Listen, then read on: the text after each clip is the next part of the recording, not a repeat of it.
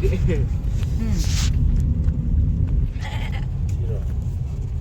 the tide. Digambar Jain, Prachin, Tirtha Kshetra hai. Sri Changyong.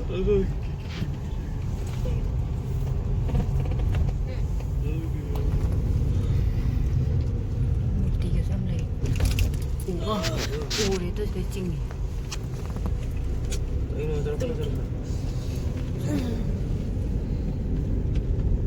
Hay nung à, tên hay nung đi mà. Bây giờ rõ.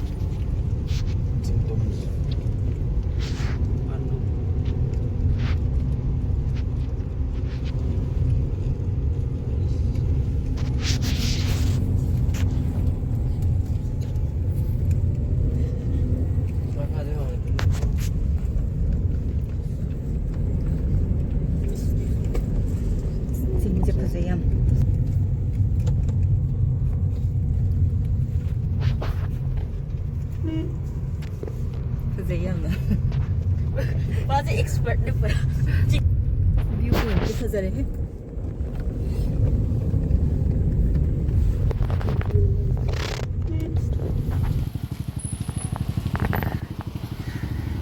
Ma'am लाए तो माँ अंजना माता बाल Hanuman temple है बाल हनुमान जो ना लगे लंबी मक्का गिरा हुआ है गाड़ी जाम कंजेस्टेड हुए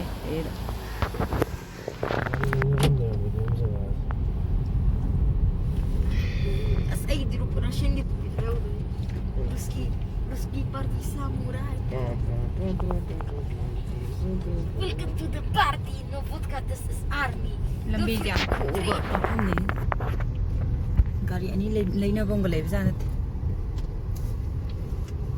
You shouldn't give any negative comments. फम नरग लेने जो गाड़ी में लाएगा है फन तो पे वागा ले पोत किसी लगी लो है बने बत लो कुंठा लो है तुम लोग भाई ये पार्किंग अंदर कर सकते हैं ना ऐसी गाड़ी खड़ी कर दो ना देखिए लो तो मैम लेडी मैम जो Pino ba mga man harito? Ha? 선가 까에 맞았다 시시만인데 못 타고 Nga man harito kay no. hindi na kaya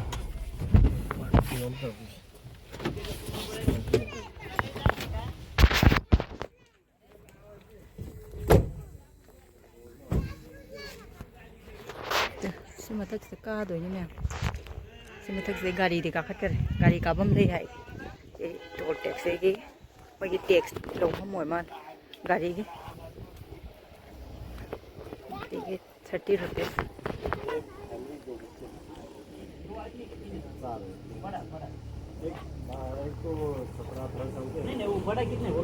एक है टीनेज है एक बड़ा मतलब एडल्ट नहीं है 100 रुपए दे दो नाम बोलो आपका नहीं कार पार्किंग के लिए 30 रुपीज बोला था ना 30 रुपए आदमी का है हाँ 40 रुपए गाड़ी पार्किंग का है 40 नहीं 30 बोला था नहीं अच्छा अच्छा ऐसे तो नहीं हमारे शकल देख के ऐसे बोल रहे हैं हम नासिक में 5 साल से हैं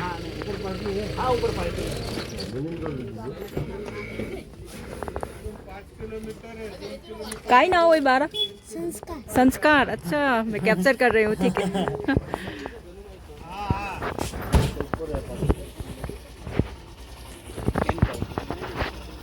चल 30 रुपीस तंग हाई बनी मुझे कार से मैं हूँ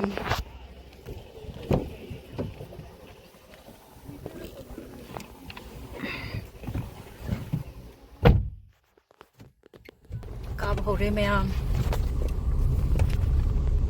लाइव इन था रजी रखूं दे लाइव इन था रजी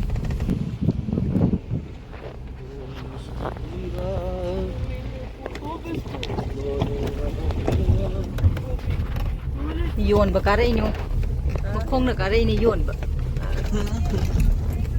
adubu ye mo yan na.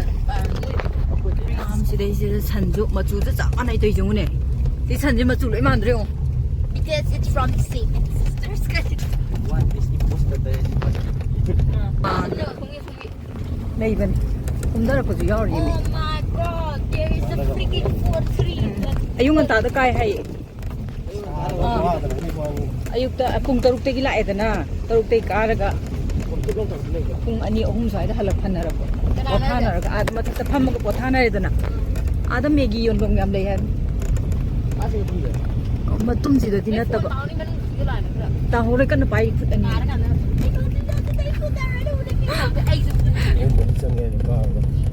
Ani ohum changya ini kong na tatpada. Kong na karubada kong ani changi. Chingjida di natte da. Makong sige matak ta leram de. Greenery ga lay ade. Tu ka da chakra nun tar kan da pasani. Ado haji greenery jing do. Tu smile lo on gare. Yellow on gare. Pura question ra na. Rumaya ini matum om jule itu island kita ta. Ai yo re itu. Khushi. Mapan di yang yam phajai itu da. Ayo sta buya. Tapi yang phajai di cingjiga view jiga yang phajai ba. Mapan di nam magan phajai ka ta. Yor e mayam yor e sida sa thak mayam yor le. Phora se Sida parking to be ne. Mayam. Sibot yum.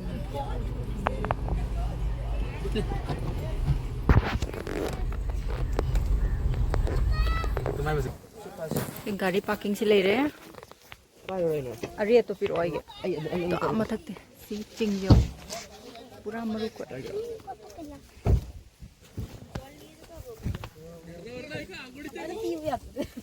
रे तो फिर आएंगे रे तो आएगी सामान गातन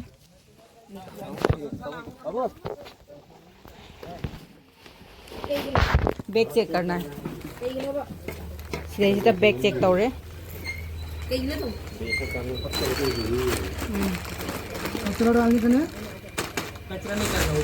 नहीं हम नहीं डालते हाँ बैग में दे के आऊंगी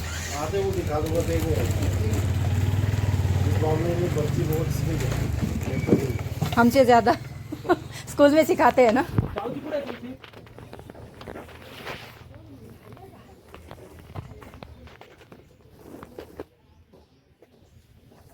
अरे वो तो रास्ते में लेके आया था काय दी आपसे ले रहे हो ऐसी पियो रो ये करना चाह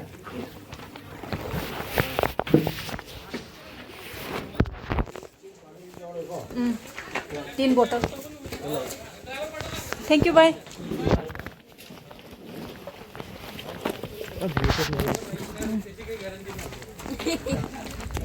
अखोइदा याम बतौरे जे गई ब्रहंगरा अखोइदा याम बतौरे दो अखोइ जे माले द टूरिस्ट सि मैम जे सिदे मैम थेल बितु बोर्ड जे कराइ द करी करी फंगी कोली हाइबदु हां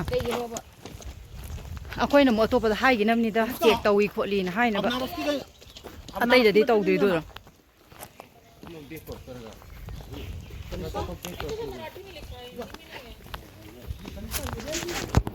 काबा हौरे मैम सर्विस स्टैंड बुथोरा गेरा यावरे इदा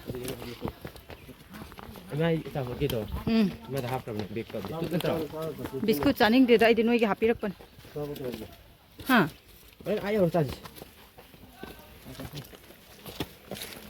धीरे धीरे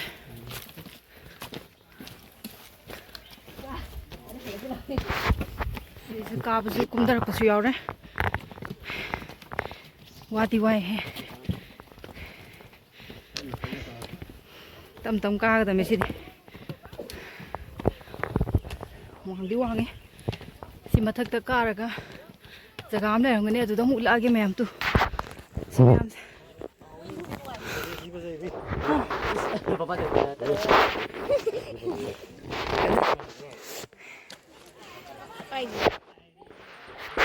पाइगे खाना वांगना दिकारे हैं गो मैम सिदा लेरे तू सिदने हैने याम फजबो है फजदरे हम nature beauty serene beauty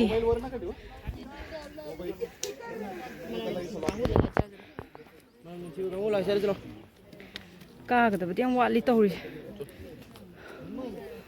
Mathakse kaade. Wow. Go. Mathak tam kaar ka nang namage. Kaino.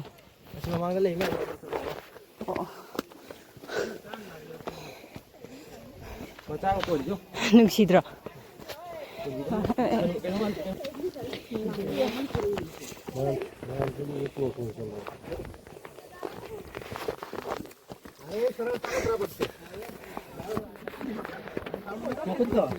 Mana tadi ni aku? Semua para kuat. Handsome kan?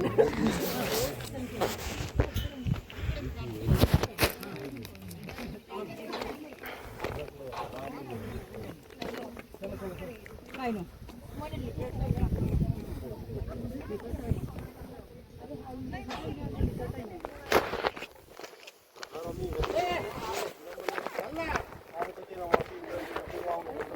Siapa?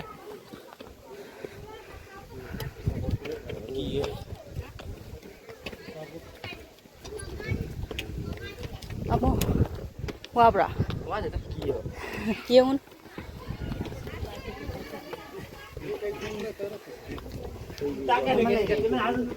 Ha.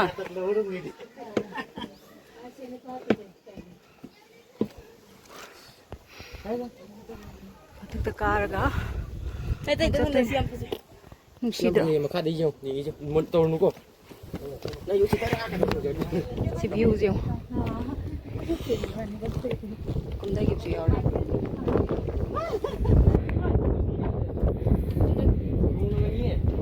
Kari lang ay ba?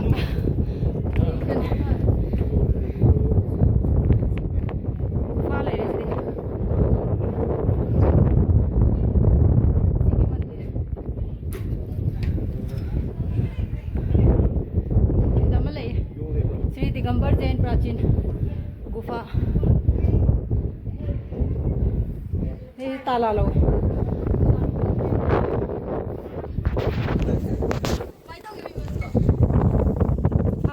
Lågt då. Ha. Där. Fel. Adik mathak yore. Kitang kaabadi loire asa siam ngambadu sikara ini.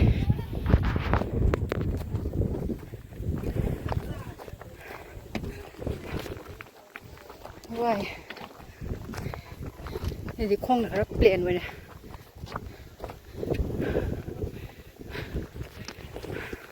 क्या क्या है सिर्फ दे दो Maggi plate में कितना है 40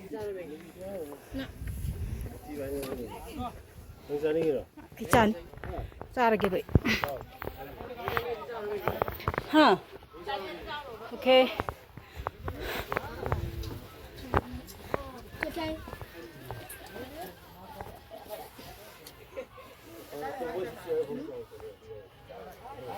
Nó ra đấy gì đó Maggie này patra đó thùng nó bên Maggie patra đó giềng mà đấy tần nó đụng tuột ra rồi chắc làm rồi ai tần là vậy ai giềng đó patra đó giềng mà tần là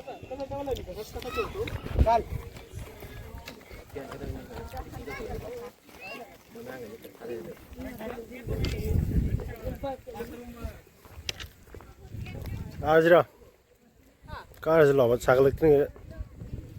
Kumdara put the funny Kakala put on it. Kakapo. Karam kare Masih mana capot caw lại rồi cao lại rồi không phải giờ vấn đề view thế đi đó kariba Alex kido Alex pok do nate Madagascar kido movie do vậy đó ở đây jaga đó man bani mẹ yung lo tâm tâm nó đây đi phát ra đấy yung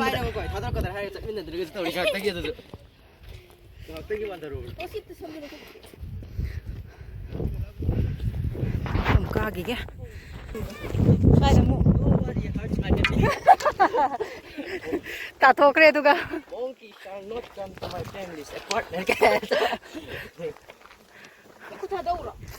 ꯊꯥꯗꯣ Samanya.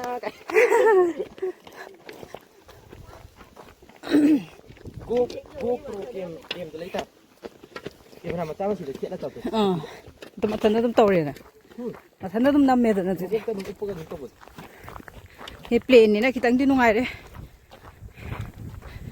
ꯋꯥ ꯅꯨꯡꯉꯥꯏꯗꯅꯦ ꯃꯌꯥꯝ ꯆꯠꯄꯅꯤꯅ ꯑꯩꯈꯣꯏꯗꯪ ꯆꯠꯂꯗ꯭ꯔꯥꯅ ꯋꯥꯈꯟꯗ ꯈꯜꯂꯨꯔꯝ ꯃꯌꯥꯝ ꯑꯗꯨꯝ ꯂꯥꯛꯑꯦ tourist ꯃꯌꯥꯝ ꯂꯥꯛꯑꯦ ꯑꯗꯣ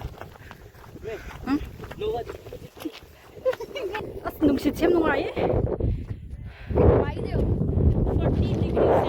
जय श्री राम रेस्पॉन्स होने जय श्री राम जय श्री हाँ बस नुंगसित से खुनुआई जे तो चिना चिना दियो रे मैं चिना चिना यो रे अंजनी माता की माना मेडिटेट तौबा मफम महादेव को निंगजरगा मेडिटेट तौबा मफम ने वाई बेरिस में हम हो रही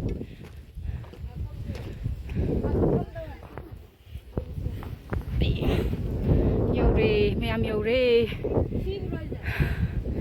आमा तोंद सुवालीदा सिना मैम टाइगर चागे टाइगर ग्रुप को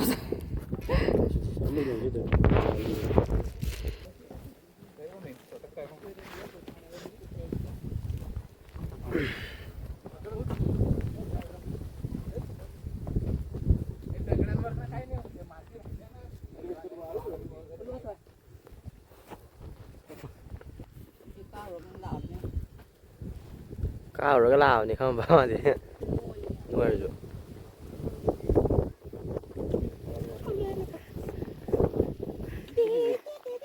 요래요 지나 지나 마야 하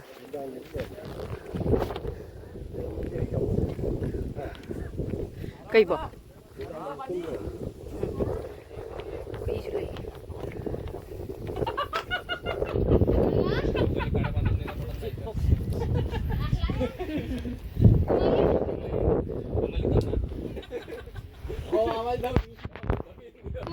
chị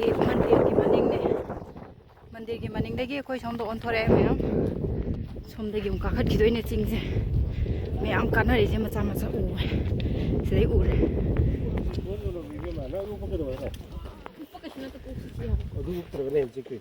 नुसाई है रगन है चिक तो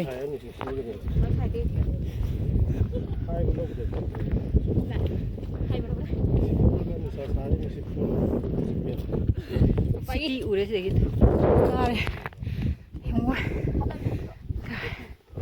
तो सिलेरे कहीं हनुमान जी की फुटप्रिंट सीसे हनुमान मागी कहीं सूर्य जेमान हैनौने चागे तौबद हाँ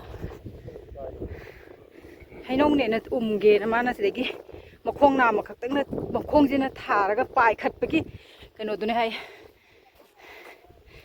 खुबमदो मखोंगी खुबम जय श्री राम जय श्री राम सीसे मथक्तै उरा कांददि मथक्तै नम कांदना मखोंगी फुटप्रिंट की असेंबा इमेज ओइदोइबा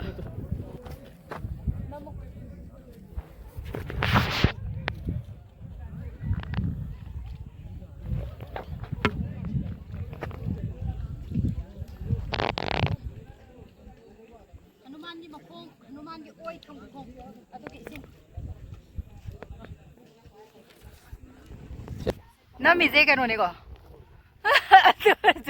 अदु अर्जु दन नंग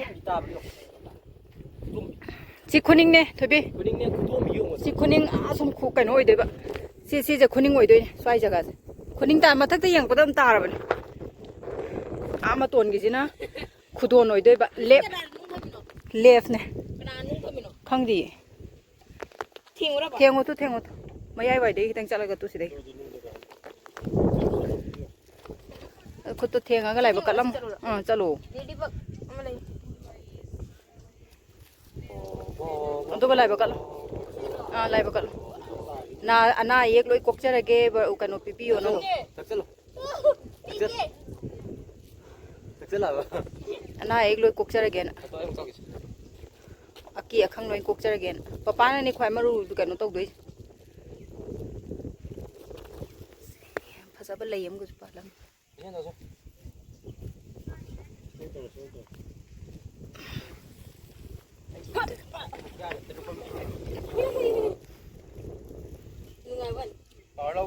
तौरोने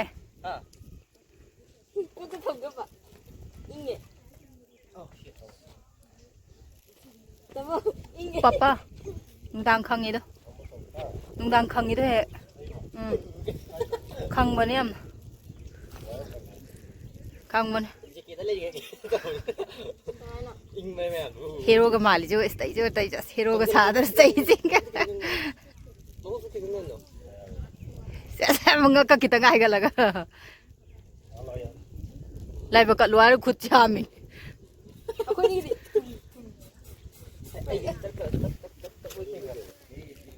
जय श्री राम जय श्री राम जय श्री राम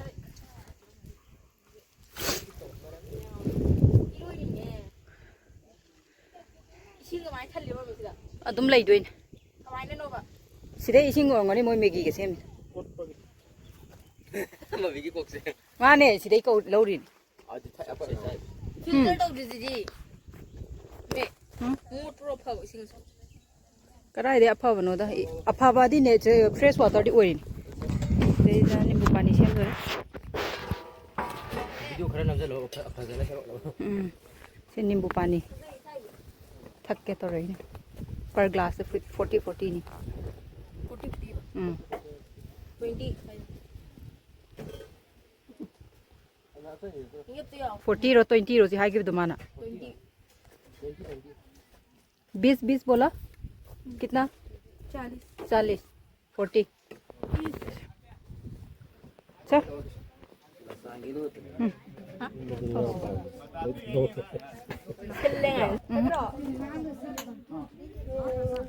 हावे कमाई से मिनो होंगे मैं थम ai na sai leader mo leader mo ni phil la leader थोड़ा का सीरी चंग दे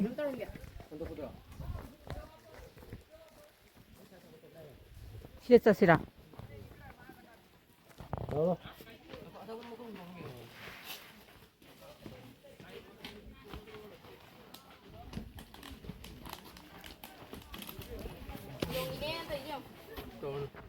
यम हौरे से को चटपा मैम खोंगलम चटपा हौरे नुंसिसिरि याम नुंगाइबा मफमनिदा इंग गलार नुंसा सादबसिना फै सारकांदा चटपदि नुंगाइ ला गुफा जे दai चलसे सिने इंग लार नुंगाइ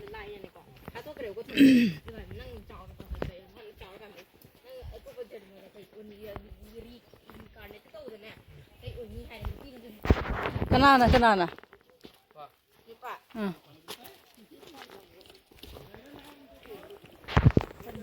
हजिक मैम यौदोरे सही अमा यमदी यौरे कृपया जूते यही उतारे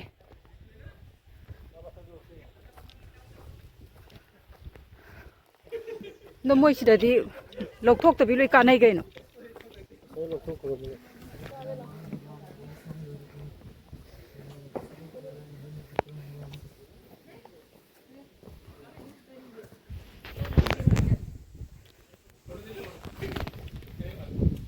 सी मनुंग सिदा लई यम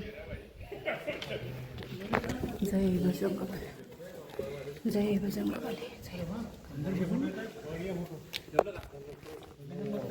सी मनुंग दसी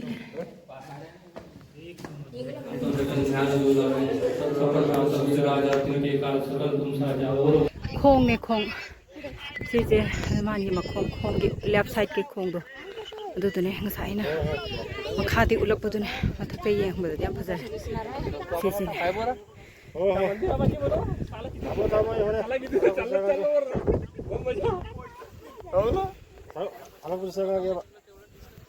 또 ngасai se aadagi siji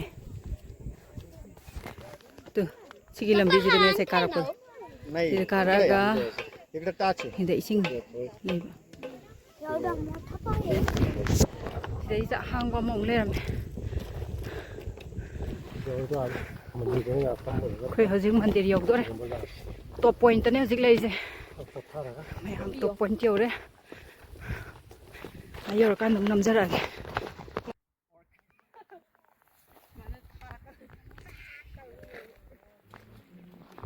yore mayam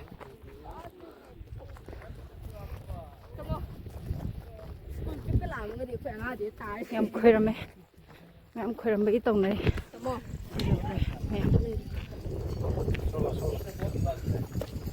mung lok tho de da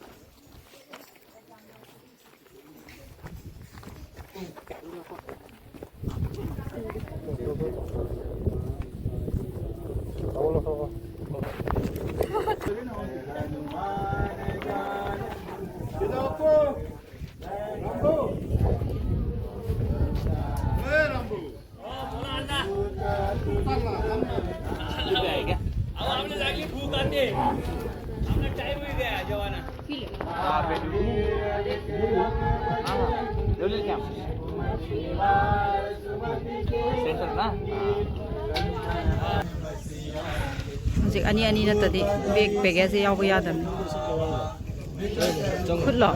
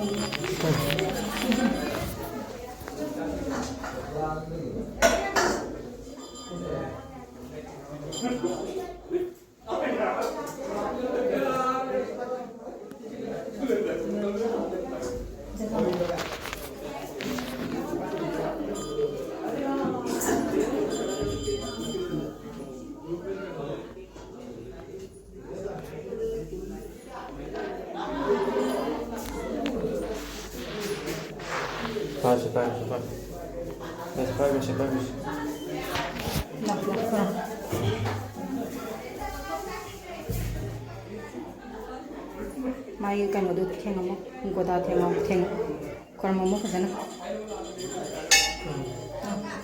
nó cột bay nó cột bay sao mà ninh đến lạc của đi à đấy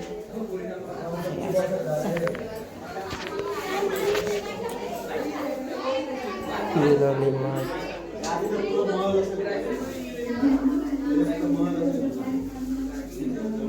Tok.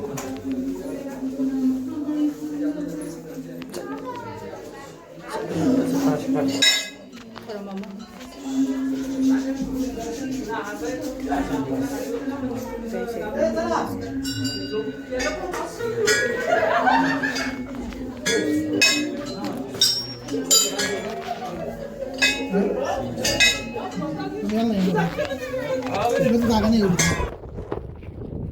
Mayam sina last point ne end point hai tare kano gi ching du gi khwai gi maton da ne khoina lei je sida loire sida kaningai leitre adana akhoi hallage amuk hallase si chare me mathak tagi si char gam kum da de tamogi no kurkure char di loire bai kusi gede gadai maida tamogi kurkure dia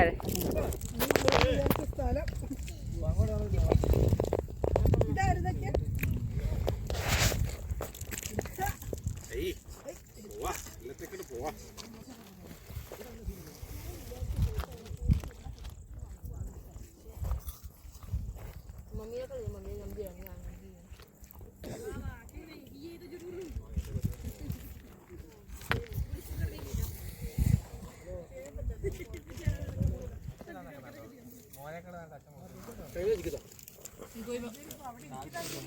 Kitang lady ma'am sala.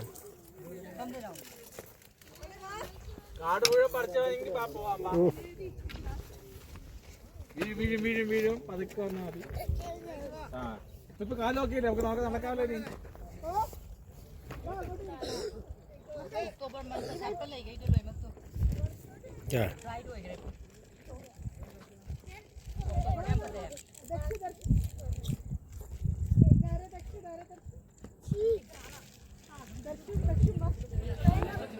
Pork sana ni ma'am. Ako na rin mo lang. Ito yung kakakita. Maado nga rin. Phong lên. 손도 좀 레이드. 아, 막 돈을 내죠. Makung mo yung pagod mo ito.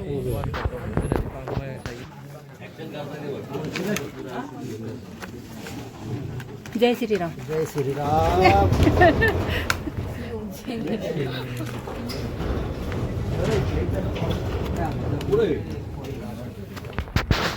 वरती जाऊन आले का?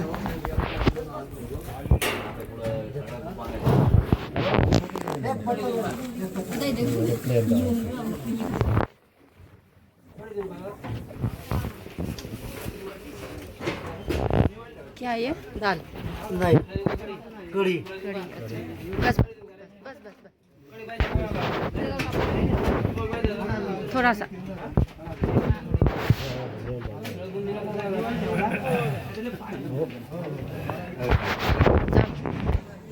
और भी जय श्री राम.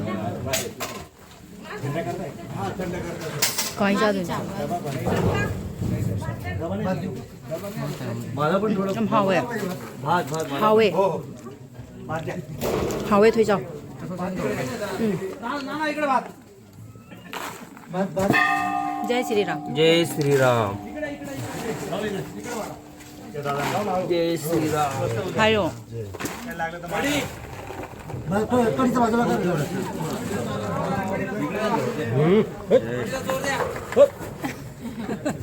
झाला का भात? हाँ. भात कशी जाऊ. जा गया है मैं. किलर क्या हो किलर मामा बेटे दादा गुरुजी ओ किलर लो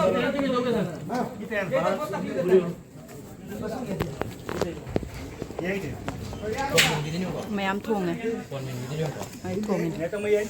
आहे ना प्लेन जागा चालेल ना इथे बसता सर प्लेन आहे ठीक आहे ठीक आहे ठीक आहे चलो चलो. 好不好的? 好哎.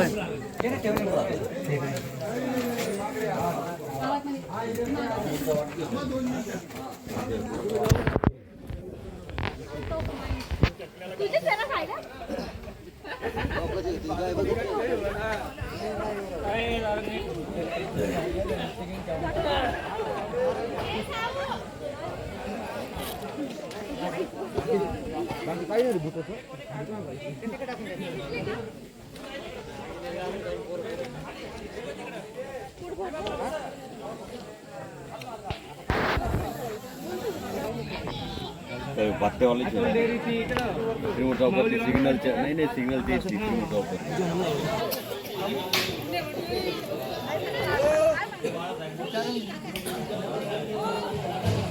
फीक में तो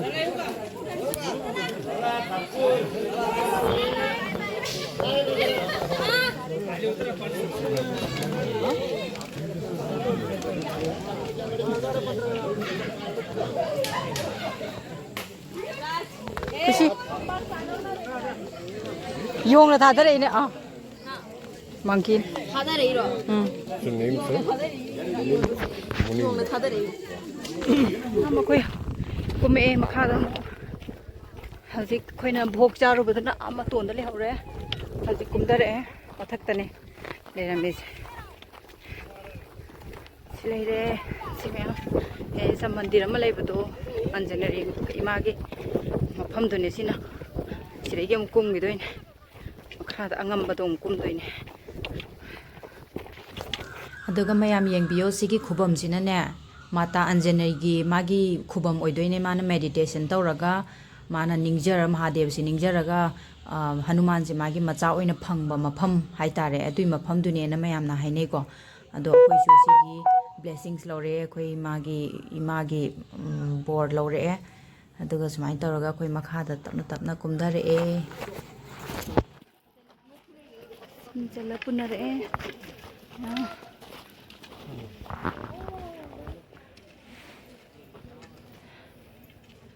ꯂꯣꯏꯔꯦ ꯁꯤ ꯃꯉꯥꯏꯔꯦ ꯉꯁꯤꯒꯤ ꯆꯠꯂꯨꯕꯒꯤ